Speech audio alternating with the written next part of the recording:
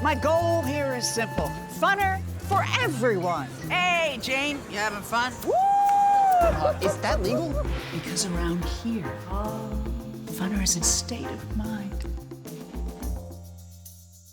What is going on, Laker fans? Thank you very much for tuning in.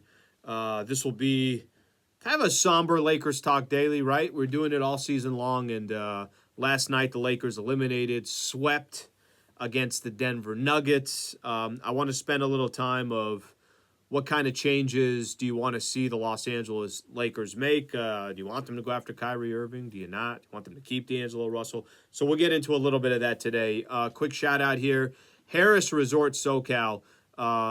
First off, they were a partner all season long. Couldn't appreciate their partnership more. Find your funner state of mind with a visit to Harris Resort SoCal, voted best resort in funner California. From dining to unwinding, you'll find fun around every corner. Learn more at harrissocal.com. harrissocal.com, 2 hours away from downtown Los Angeles. Okay, so the aftermath, we know that as soon as the season ends, we start asking questions and what should the Lakers do? Let me just kind of give the obvious ones here real quick.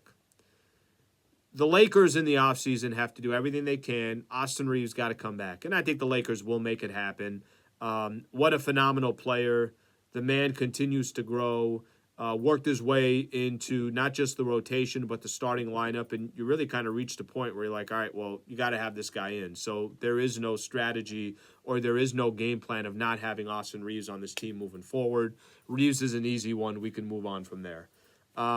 The other thing is Rui Hachimura. Now, Rui's going to be a little bit, that one's going to be interesting. That one will be a lot more interesting because I'm going to read off a quote here from Mike Trudell. Rui's going to have some suitors. There's going to be some teams that come after Rui Hachimura, but I'll tell you what he said earlier today. Mike Trudell said, Hachimura said he's very thankful for what his experience has been with the Lakers. Obviously, he talked to his agents about next steps and making the best decision, but he certainly loved playing next to LeBron and AD and company and what it felt like being a Laker. Rui is... Let's put it this way, and I don't know what he's going to cost, and I don't know how much of the cap space he'll take from the Lakers, but Rui on this team, I'd really, really like to see him back with this team. Not too many 6'8", 6'9" players that can play a role player for the Lakers. I thought he was consistent in the playoffs. I know he didn't play well yesterday, 3 of 12, but he did a lot of good things for the Lakers. He's a good defender. He's a good competitor. It didn't feel like the moment he was scared of the moment or shy of the moment, so I think it's fair to say that a lot of Laker fans would love to see Rui come back. Here's a question for the Lakers. And Laker fans, you could comment below too. Is there enough talent on this team as is if they bring back the squad and they say, all right, let's just go up again next year. Now they're going to have an opportunity, obviously, to play a full training camp together, get an opportunity to get off to a good start, that their record's going to be a lot better. If this team came back as is it good enough to go make a real run at an NBA championship? I know you could say, look, they got to the Final Four. They ended up playing the Denver Nuggets. Nuggets swept them. Is there that much of a gap between the Lakers and the Nuggets? How much better are other teams in the West going to get? The Phoenix Suns, are they going to go make a move now that they got KD and they got Devin Booker? How are they going to rebuild that team? What are the Warriors going to do in the offseason? So I think the question for the Lakers is there enough talent with the players they have right now? And if there's one thing that we have not seen the Lakers do over the last couple of years, they have not built continuity.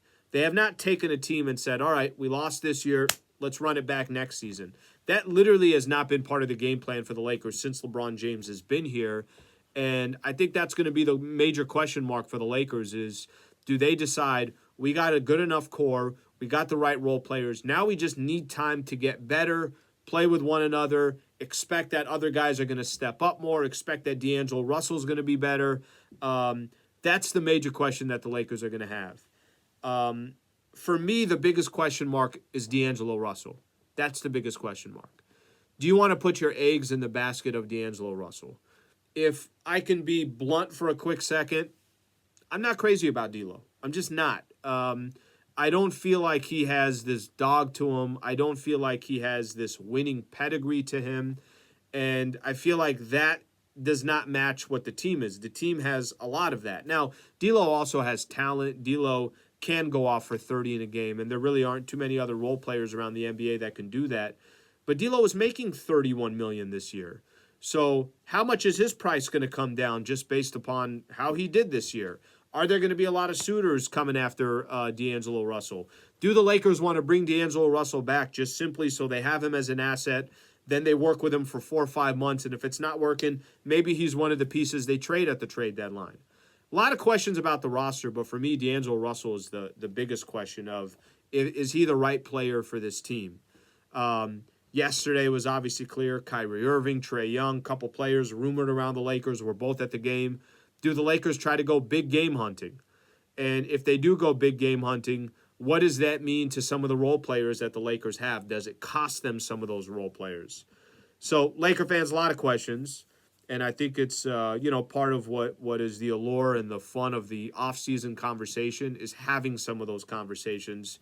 And certainly would love to see some of your comments here. Quick shout out here, Power Pro Plumbing, Heating and Air, great partner of 710 ESPN. I've already talked about how they sent me to games 1 and 2 in Denver because of their partnership.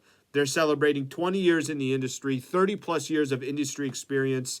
Their customers love them so much, 26,000 great reviews through all these different apps and websites.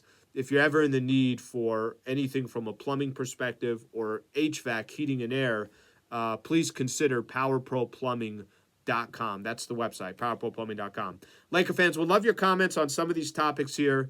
And, we'll certainly, I know the rest of this week I'll continue to do Lakers Talk Daily. And it will lighten up in the offseason because there won't be conversations on a daily basis.